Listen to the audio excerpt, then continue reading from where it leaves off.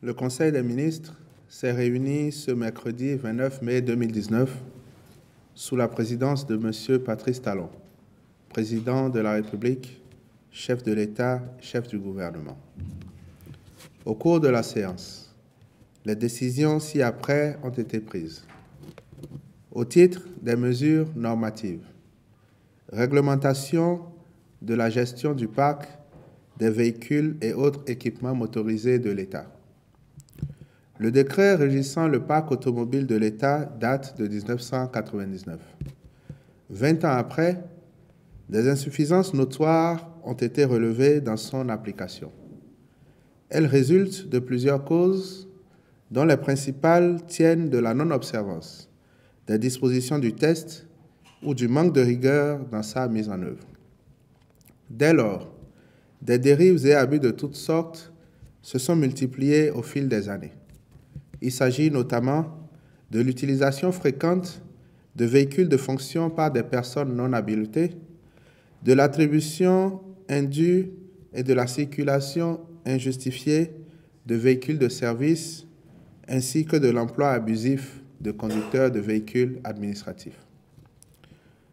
La relecture de ce décret est alors apparue nécessaire pour mettre fin à l'usage incontrôlé du matériel de l'État, affermir la responsabilisation des utilisateurs de véhicules de fonction aux fins de parvenir à la rationalisation de la gestion du patrimoine de l'État.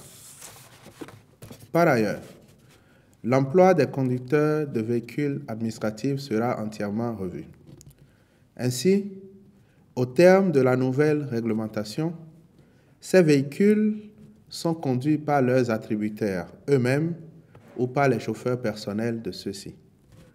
Toutefois, les véhicules de fonction des présidents des institutions constitutionnelles ou légales, des membres du gouvernement et les véhicules des membres du haut commandement militaire seront dotés de conducteurs de véhicules administratifs.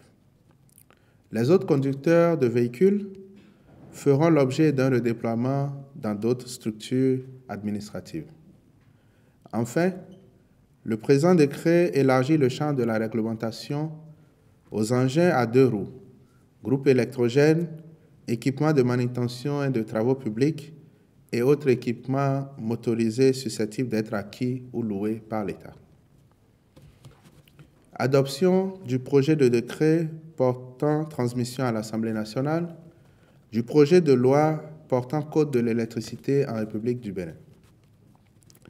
Le dit projet engage le processus de révision du Code de 2007 et intervient dans le contexte d'une nouvelle dynamique consacrée par l'adhésion de notre pays à divers instruments internationaux du secteur de l'électricité. Il a également pour objectif de renforcer le rôle de l'autorité de régulation de l'électricité et de créer des conditions attractives au secteur privé en vue de favoriser notamment la production indépendante d'énergie. À cet effet, le projet impulse une nouvelle gouvernance des projets, une simplification des procédures de passation des conventions et diverses incitations de nature fiscale. Les ministres concernés accompliront les diligences nécessaires en vue de la transmission du dit projet à l'Assemblée nationale. Le Conseil des ministres a par ailleurs adopté les décrets fixant les modalités de désignation des représentants des diverses organisations au sein du Conseil économique et social, CES, de poursuite de la carrière hors hiérarchie par les magistrats, puis le décret portant mode de détermination de l'assiette, du taux et des modalités de recouvrement de la redevance de régulation par l'autorité de régulation de l'électricité auprès des opérateurs du secteur de l'électricité au Bénin.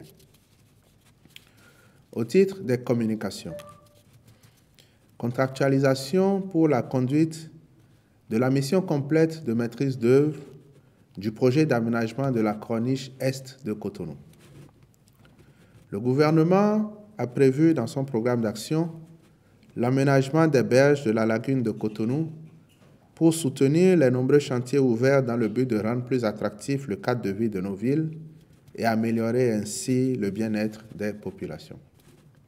C'est dans ce cadre qu'il est retenu la mise en valeur d'un plan d'eau ainsi que la modernisation du centre-ville et du quartier Apapa Dodoma et la création d'un lac marin à PLM Alejo El Dorado Beach Club. Tous ces aménagements d'envergure sont destinés à réaliser sur ces berges des espaces de loisirs et de détente, tout en stimulant l'investissement privé.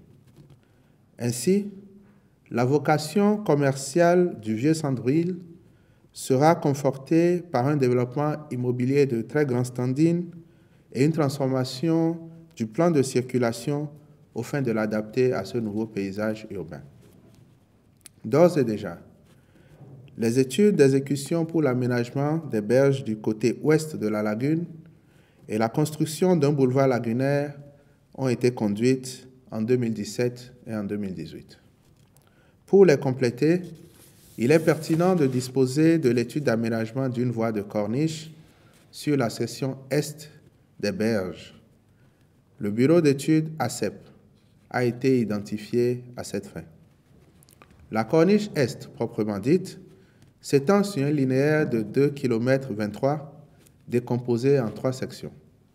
Les travaux consistent principalement en une chaussée bidirectionnelle à 2 voies de circulation, 2 accotements dédiés aux 2 roues, un trottoir abritant les ouvrages d'assainissement, une piste cyclable pour parcours de santé, un espace vert de largeur variable pour parcours sportifs, un mur végétalisé et une voie de desserte entre le quartier Enagnon et la zone résidentielle.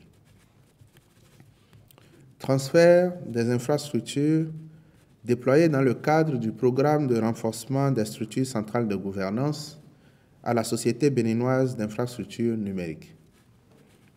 Ce programme a pour finalité d'instaurer une meilleure gestion de l'information au sein de l'administration publique et de contribuer à la mise en œuvre de sa dématérialisation pour la rendre plus intelligente à travers donc le programme SmartGov.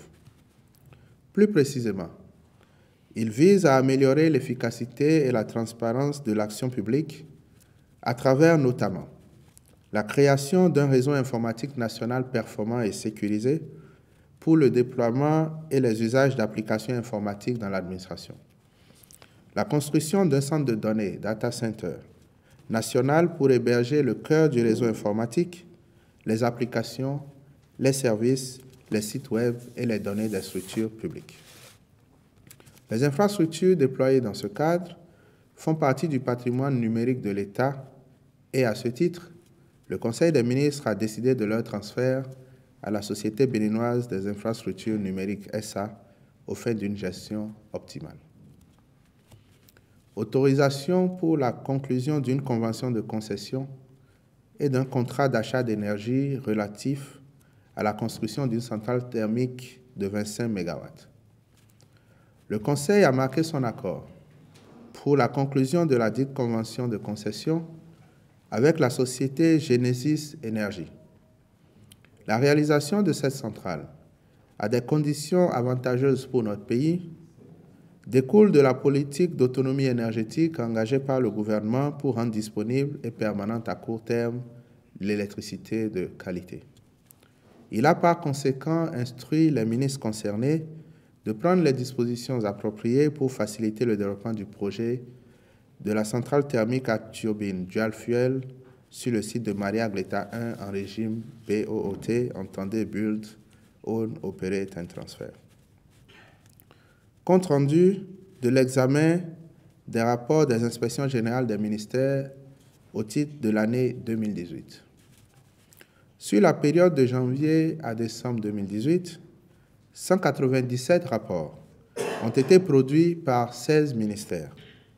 Les insuffisances relevées concernent notamment les marchés publics, la gestion du matériel et du patrimoine de l'État, la performance des structures contrôlées, la gestion administrative, financière et comptable, la gestion des ressources humaines et la gouvernance administrative des dites structures.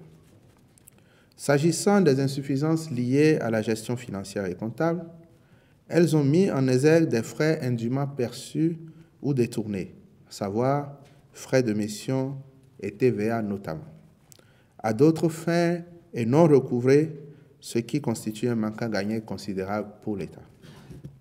À cet effet, il convient de relever que certains inspecteurs, ayant compris l'importance de l'enjeu, ont œuvré pour le recouvrement de ces frais. Leurs diligences ont ainsi permis de récupérer plus d'1,3 milliard de francs CFA entre le 31 décembre 2017 et le 31 décembre 2018. En dépit de ces efforts, le Conseil des ministres note que des progrès restent à faire pour assurer au plan financier notamment une gouvernance de qualité dans l'administration publique. C'est pourquoi le Conseil a instruit les ministres chargés de la Justice, du Travail et des Finances d'engager les poursuites disciplinaires et judiciaires appropriées à l'encontre des agents indélicats. Il sera mis sur pied un organe chargé du suivi de l'exécution des décisions prises par le Conseil des ministres à l'encontre des personnes mises en cause dans tous les cas de malversation. Par ailleurs, le ministre de l'Économie et des Finances est particulièrement instruit à l'effet de proscrire les pratiques telles que les préfinancements entre les structures, l'émission d'ordres de mission sans l'exécution effective de la mission, le paiement des dépenses non éligibles ou dont les pièces justificatives ne sont pas valables. Rappeler l'obligation de reversement systématique au Trésor public de la TVA collectée et organiser des séances de renforcement de capacité des inspecteurs généraux des ministères pour une harmonisation des pratiques en matière de recouvrement des fonds indûment perçus ou détournés. Compte rendu de la mise en œuvre des mesures découlant de la cession partielle de l'industrie du bois du Bénin IBB SA. La cession de l'IBB SA le 28 décembre 2009 a généré à l'entrée en vigueur de la Convention relative quelques difficultés liées à la compensation des dettes et créances croisées entre l'ONAV et l'IBB SA et la situation administrative des ex-agents de l'Office national du bois ONAV transférés à l'IBB SA est restée telle qu'elle. À cet effet, le ministre du Cadre de vie et du Développement durable a soumis un rapport circonstancié au Conseil des ministres qui en a pris acte. Sur cette base, le Conseil a ordonné 1. L'appurement au profit de l'ONAV par le repreneur de l'IBB SA du solde débiteur de 1 270 885 599 francs CFA. 2.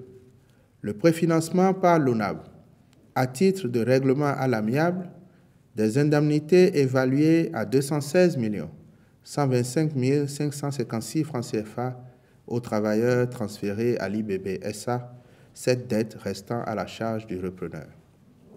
3.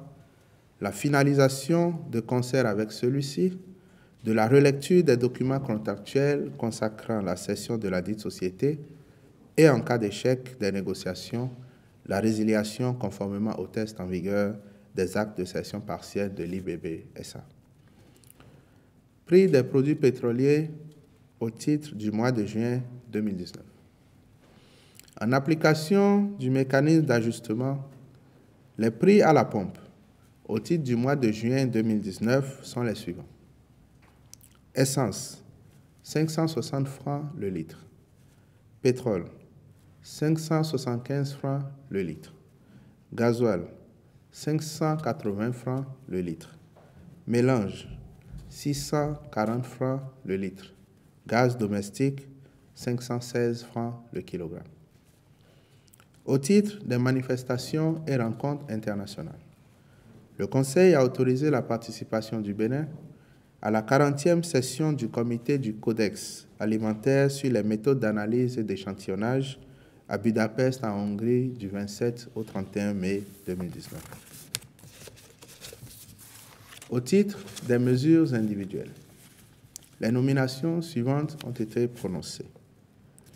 À la présidence de la République, directeur général de l'Agence des services et systèmes d'information ASSI, M. Serge Laurent Adjovi, cumulativement avec ses fonctions actuelles. Au ministère de l'Agriculture, de l'Élevage et de la Pêche, sur proposition du ministre. Directeur général de l'Agence béninoise de sécurité sanitaire des aliments, M. Setonji Epiphane Rossou. Je vous remercie.